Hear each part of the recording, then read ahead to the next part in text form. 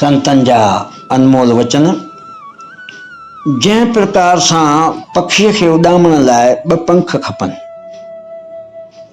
उन्ही प्रकार अगरि सिख खे बि हिन भव सागर खां पार थियणो आहे त उनखे बि सेवा ऐं सिमरन रूपी ॿ पंखनि जी ज़रूरत पवंदी। संत बाबा अनंद सिंह जी, भाई महेंद्र सिंह जी, सुपुत्र संत बाबा अनंद सिंह जी, अदी अम्मा संत माता राधा देवी जी, टेज़र विहार, इंदौर। संतन जा अनमोल वचन। सिख खे सिर्फ़ गुरु ग्रंथ साहिब में दर्ज कयल बाणीअ जो ई पाठ करणु खपे।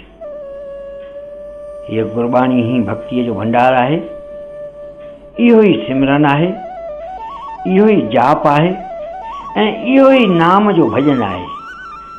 जेको बि हीअ बाणी पढ़ंदो ॿुधंदो गुरुनि जे चयल वचननि खे कमाईंदो, उन जो ही लोक ऐं परलोक ॿई समिटिजी वेंदा। संत बाबा थारिया सिंह जी, भाई महेंद्र सिंह जी, सुपुत्र संत बाबा अनंद सिंह जी, संत माता राधा देवी जी, अदी अम्मा, टेज़र विहार, इंदौर।